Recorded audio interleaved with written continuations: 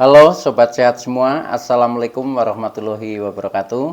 Salam jumpa kembali dengan saya Sugito di channel Berbagi Sehat, channel edukasi dan motivasi seputar asam lambung, GERD, anxiety psikosomatis. Berdasarkan pengalaman saya sebagai orang yang pernah menderita asam lambung, GERD, anxiety psikosomatis. Harapan saya khususnya kepada teman-teman yang masih dalam penderitaan asam lambung, GERD, anxiety psikosomatis, setelah menonton video ini akan dapat tersugesti dan termotivasi untuk dapat cepat sembuh. Saya bisa sembuh, insya Allah teman-teman pasti juga bisa sembuh. Badai pasti berlalu. Baiklah teman-teman, pada kesempatan kali ini saya akan berbagi seputar asam lambung, GERD, anxiety psikosomatis dengan topik sakit ulu hati, dada nyeri, keliengan yang pernah saya alami dan solusinya. Baiklah teman-teman ya, sebelum saya lanjutkan, tolong yang belum subscribe channel ini, klik subscribe dan loncengnya supaya teman-teman tidak ketinggalan konten video-video berikutnya. Dan jika suka, klik like, selalu bagikan ke sosial media teman-teman. Semoga bermanfaat buat kita semua. Baik, kita lanjutkan. Jadi topik kita kali ini adalah sakit ulu hati, dada nyeri, keliengan ya, yang pernah saya alami dan solusinya. Teman-teman semua perlu kita sadari bahwa penderitaan asam lambung, GERD, anxiety psikosomatis yang disebabkan oleh multifaktor ya, baik itu faktor fisik maupun faktor psikis, dengan sensasi yang sangat beragam mulai dari ujung rambut sampai dengan ujung kaki ya, yang sering kita kenal sebagai 1001 rasa sensasi ya. Memang perlu kita tangani dengan bijak agar penderitaan ini cepat membaik atau cepat sembuh total. Teman-teman semua, pada kesempatan kali ini memang sengaja saya angkat topik ini ya, karena dari keluhan-keluhan ya, sensasi-sensasi yang sering muncul pada waktu itu ya, ketika saya mengalami penderitaan asam lambung, GERD, anxiety psikosomatis ini cukup menjadi perhatian serius ya, karena cukup mengganggu ya, khususnya di dalam kita beraktivitas sehari-hari. Nah, sebelum membahas tentang sakit ulu hati, dada nyeri, kemudian keliengan, ini dilatar belakangi juga oleh yang sebelumnya, atau kita flashback ke belakangnya. Jadi mulai dari permulaan kita terkena asam lambung, GERD, anxiety psikosomatis, ini yang pertama ya, itu memang sensasi sebenarnya di seputar perut ya, itu yang saya alami itu seperti itu. Nah, sensasi di seputar perut terutama ya, yang saya keluhkan waktu itu, perut itu terasa kembung ya, terasa penuh ya, walaupun itu kadang belum makan itu rasanya sudah penuh ya, sudah begah, sudah kembung ya, kadang perih, kadang sembelit ya, kadang ada yang senut-senut itu di perut. Pokoknya perut itu seringnya seperti keras itu, seperti itu ya, karena penuhnya itu. Nah, itu sebenarnya itu pada saat itu mulai asam lambung itu sebenarnya sering naik ya. Jadi karena asam lambung tidak normal, over ya, yaitu yang terjadi mungkin sering ada kenaikan, akhirnya asam lambung itu juga mengandung gas ya. Nah, maka dari itu sensasinya ya seperti itu ya, perut menjadi begah, kembung, sembelit, kadang perih, kadang senut-senut ya, kadang ini apa, melilit ya, pokoknya nggak nyaman sama sekali itu. Nah, setelah itu, nah kemudian baru meningkat ini menjadi ulu hati kok agak terasa mengganjal, terasa agak sakit. Kalau misalkan dipegang seperti ini ya, ditekan ini agak sakit seperti itu. Nah, kemudian setelah seperti itu ya rasa-rasa menjadi tidak nyaman ya, kadang menjadi nafasnya juga agak pendek ya. Pokoknya nggak enak lah di seputar ulu hati itu. Nah, itu sebabnya. Nah, sebabnya itu ya karena memang perut banyak gas ya, sehingga menekan ke atas lah, menekan ke atas, otomatis ke ulu hati ya. Ulu hati ini di batas ya antara lambung dan kerongkongan di seputar itu ya. Nah, itu artinya di pembatas ini kan ada semacam kayak klep ya, atau sering dikatakan katup esofagus ya. Nah itu mungkin sudah melemah ya, sudah melemah karena selalu tertekan oleh asam lambung tadi ya. Nah, karena sudah melemah sehingga menjadikan istilahnya apa ya? Ya bocor lah ya, bocor, tidak bisa menahan ini ya, menahan penuh dari gas dan asam lambung itu. Nah, ketika sudah seperti itu, maka yaitu rasanya menjadi di ulu hati menjadi mengganjal, menjadi sakit. Itu rasanya seperti itu, teman-teman ya. Nah, maka dari itu yang terpenting ini adalah bagaimana solusinya untuk mengatasi hal itu. Nah, otomatis solusinya adalah yang pertama ya normalkan kembali asam lambung itu. Dengan cara bagaimana? Yaitu dengan cara kita melakukan istilahnya menjaga 3P lah ya. 3P itu pola makan ya, kemudian pola hidup, kemudian pola pikir, itu memang harus dijaga ya, agar asam lambung tidak selalu naik. Nah, akhirnya gas tidak banyak ya, nah akhirnya menjadi di ulu hati ini juga longgar, itu seperti itu. Nah, yang hubungannya dengan itu, otomatis kita menjaga pola makan ya, menjaga pola makan ya seperti biasa lah, seperti yang sering saya sampaikan pada konten-konten yang lalu tentang pola makan ya. Yang paling prinsip adalah makan dengan teratur dari segi waktunya ya, sesuai dengan jadwal teman-teman. Kalau teman-teman mungkin makannya 3 kali, contohnya misalkan makan pagi seputar jam 6 sampai jam 7 ya, lakukan itu terus rutin ya. Kemudian makan siang mungkin seputar jam 11 sampai jam 12 ya, biasakan itu ditepati. Nah, kalau makan sore mungkin sekitar jam 5 sampai jam 6 sore ya, biasakan waktunya ajik seperti itu ya. Karena apa? Karena ketika kita sering terlambat makan, itu kadang juga menjadi tidak nyaman. Ya, itu seperti itu yang saya alami, itu seperti itu ya. Nah, maka dari itu sampai dengan sekarang saya itu untuk jam-jam makan itu saya berusaha selalu saya tepati itu. Karena dulu ketika saya awal-awal terkena MAH ya istilahnya waktu itu, nah itu juga itu karena saya sering terlambat makan. Nah itu, nah selain dari segi waktu makan kita jaga ya, kita tepati, ini juga pilihan menu ya. Pilihan menu itu ya usahakan yang di lambung ini menjadi nyaman ya. Yang menjadi nyaman otomatis ya makanan-makanan yang jauh dari pantangan ya. Sedangkan makanan-makanan pantangan itu kan makanan yang harus kita hindari ya. Contohnya makanan-makanan yang pedas ya, makanan-makanan yang terlalu asam, makanan-makanan yang berlemak tinggi ya, mungkin berminyak, bersantan dan sejenisnya seperti itu, termasuk minuman ya. Minuman itu juga usahakan jangan kebanyakan, misalkan minuman-minuman yang berkafein seperti kopi, kemudian teh yang kental ya, apalagi bersoda, apalagi beralkohol, itu ya harus dijauhi memang itu ya, karena memang lambung itu sangat sensitif terhadap hal-hal itu, termasuk untuk makan itu juga jangan terlalu manis ya. Kalau terlalu manis yang saya rasakan juga tidak nyaman ya, artinya mungkin terjadi kenaikan asam lambung juga ya, itu memicu lah istilahnya. Dan juga makanan yang terlalu asin ya, itu jadi asin manis ini jangan terlalu ya, tapi hanya ya sedang-sedang aja lah, cukup itu seperti itu. Nah itu yang harus kita jaga ya. Nah kemudian selain itu di dalam kita menjaga pola pikir agar apa ya, ya agar istilahnya asam lambung ini normal ya, ini memang jangan terlalu banyak beban pikiran teman-teman ya.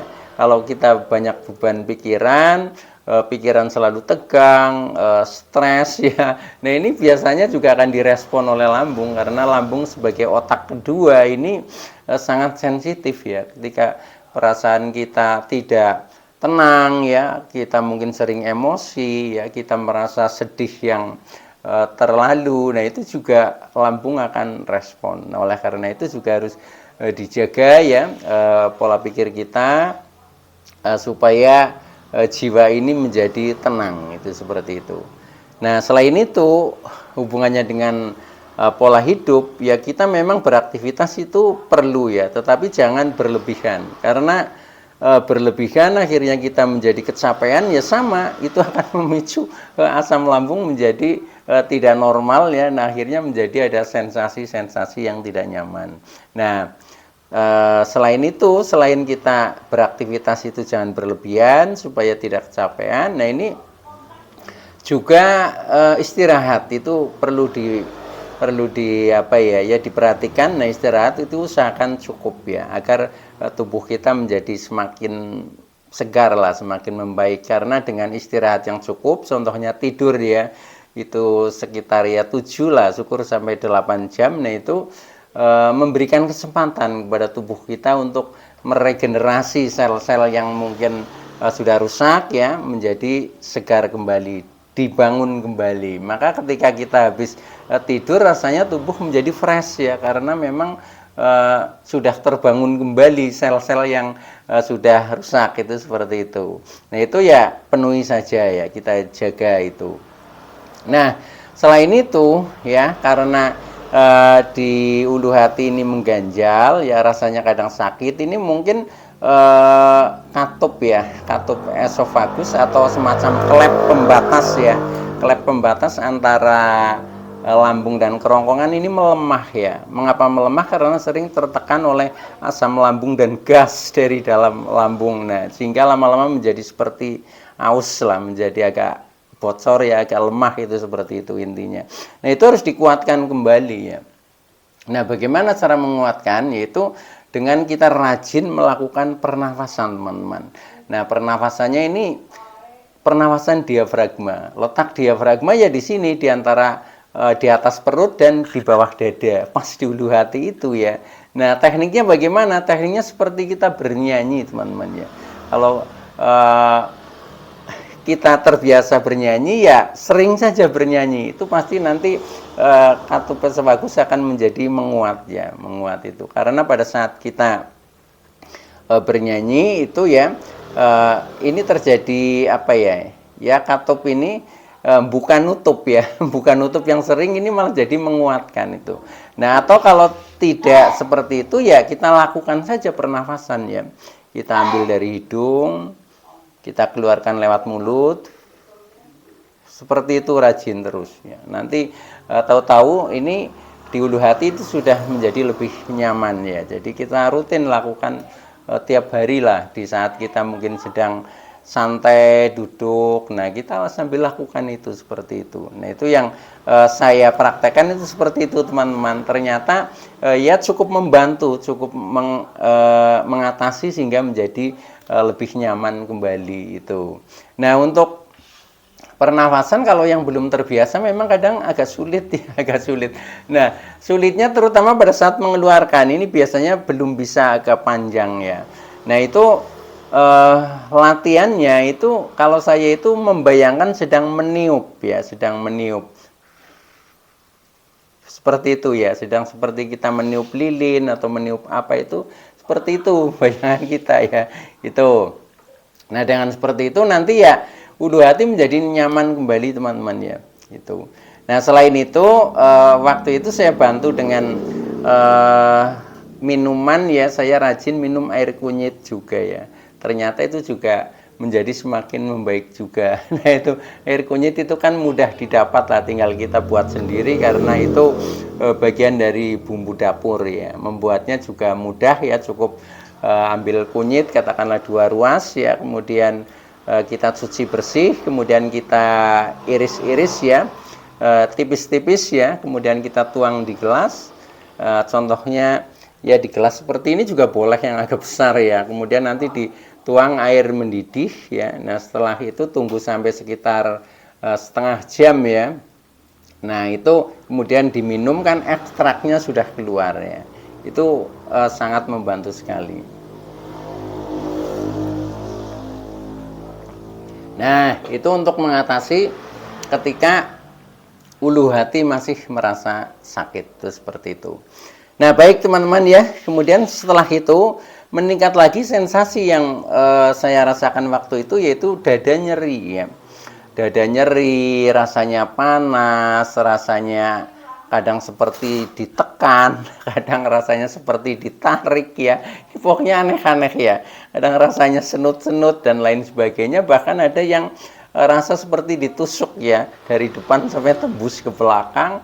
Nah, kemudian juga kadang nafas menjadi pendek. Nah, itu yang di seputar dada. Nah, itu kenapa terjadi seperti itu? Itu memang sebabnya pada saat tadi ini katup esofagus melemah ya, kemudian terjadi reflux ya.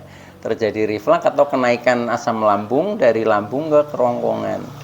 Nah, karena asam lambung yang mestinya tempatnya di lambung kok keluar dari tempatnya ya, sedangkan asam lambung itu sifatnya panas ya, asam, kemudian tajam. Nah, akhirnya organ lain ini menjadi bermasalah ya, yaitu di seputar dada, terutama di kerongkongan, sehingga menimbulkan sensasi-sensasi yang seperti itu ya, yang dadanya menjadi nyeri, dadanya panas, kemudian nafasnya pendek dan lain sebagainya ya. Nah, itu karena terjadi GERD yaitu apa itu GERD, yaitu gastroesophageal reflux disease ya. Jadi ada kenaikan asam lambung lah dari lambung ke kerongkongan, itu seperti itu.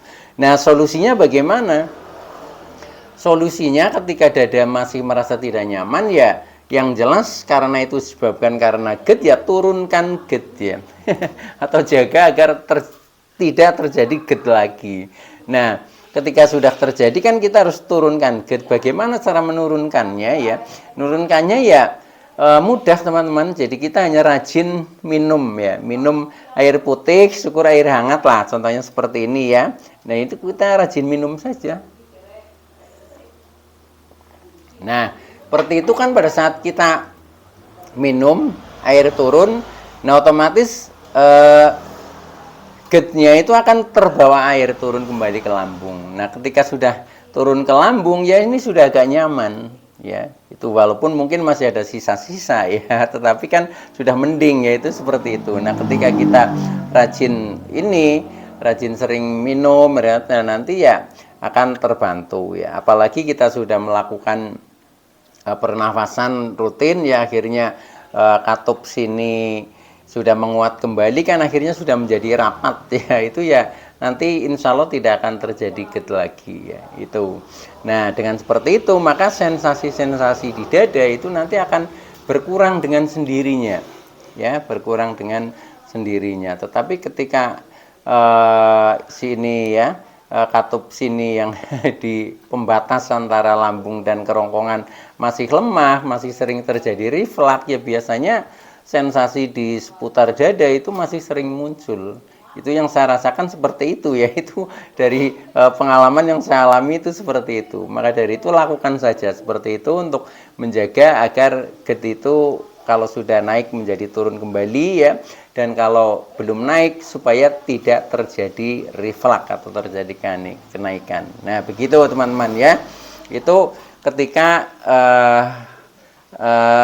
dada terasa nyeri ya, terasa berat, terasa mungkin panas, terasa mungkin agak sakit ya, karena dulu saya juga merasakan di dada ini ada sakit yang berpindah-pindah ya, kadang di sini, kadang di sini ya. Itu seperti itu. Nah, baik teman-teman ya. Kemudian yang berikutnya itu kita merasakan keliengan ya. Jadi keliengan, pusing-pusing, kepala berat ya. Ini sebenarnya ada hubungannya dengan tadi ya, dengan karena kita sudah sensasi perut itu juga tidak nyaman, kemudian ulu hati juga merasa sakit, kemudian di dada juga merasa banyak sensasi, contohnya nyeri ya. Nah, akhirnya menjadi timbul kecemasan teman-teman ya. Makanya kecemasan ini ya sensasinya itu, contohnya menjadi keliengan, menjadi pusing-pusing ya, menjadi kepala berat, itu seperti itu ya. Nah, ini kenapa kita menjadi cemas ya, itu karena ya hantaman sensasi tadi ini membuat pikiran kita menjadi negatif. Contohnya pada saat dada saya nyeri ya, ini yang di pikiran saya, wah ini jangan-jangan paru-paru saya kena, itu seperti itu. Kan menjadi negatif ya. Nah, kemudian ketika ada sakit di tengah yang seperti ditusuk, nah bayangan saya jangan-jangan jantung saya kena. Nah, itu seperti itu. Nah, ketika pikiran itu seperti itu, karena kita juga terkena psikosomatik, maka respon tubuh itu menjadi semakin tidak nyaman. Contohnya kepala menjadi keliengan. Itu seperti itu. Nah, maka dari itu tipnya bagaimana ya untuk mengatasi hal itu? Nah, untuk mengatasi hal itu ya selain tadi kita jaga yang pertama dan yang kedua ya sensasi yang di seputar ulu hati, kemudian yang di dada itu sudah kita jaga. Nah, kemudian untuk menghilangkan anxiety dan psikosomatisnya ya seperti rasa cemas, rasa takut, rasa was-was, rasa khawatir, ini memang harus dilawan dilawan ya. Nah, ini maka langkahnya ya yang saya lakukan itu saya selalu afirmasi positif, teman-teman. Jadi afirmasi positif ini istilahnya ya memotivasi diri kita sendiri ya. Contohnya ya asam lambung tidak berbahaya, kemudian saya baik-baik saja, saya tidak apa-apa, faktanya saya sehat walafiat, sensasi hanya numpang lewat dan seterusnya seperti itu.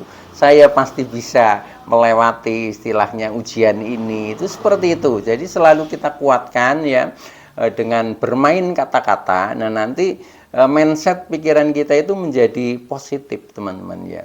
Tapi ketika kita mengikuti pikiran yang negatif, yang sebenarnya itu hanya ilusi dan halusinasi yang salah, ya udah kita menjadi semakin keliengan, semakin berat kepalanya, dan itu terus menerus ya. Maka harus kita lawan dengan afirmasi positif itu.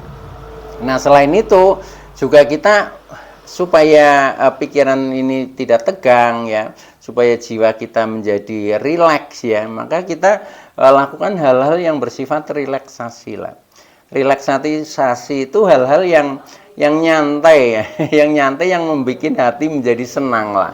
Contohnya misalkan kita mendengarkan musik yang kita senangi ya, mendengarkan ceramah-ceramah rohani yang positif ya, kemudian mungkin juga membaca ayat-ayat suci atau mendengarkan ya lantunan ayat-ayat suci. Ini menjadi jauh menjadi lebih rileks ya itu. Atau mungkin kita juga bersahabat dengan alam ya, bersahabat dengan alam. Contohnya kita keluar rumah lah ya, keluar rumah mungkin ke kebun lah, aktivitas ke kebun, atau mungkin ke sawah, atau mungkin ke sungai ya, atau mungkin ke pantai ya yang kira-kira terjangkau bagi teman-teman itu kemana, silahkan itu tempuh ya. Itu nanti menjadi ada semacam energi positif dari alam yang masuk ke dalam diri kita. Nah, akhirnya kita menjadi lebih rileks ya, sehingga anxiety, psikosomatis itu akan berkurang, teman-teman. Jadi lakukan saja, itu pengalaman saya seperti itu.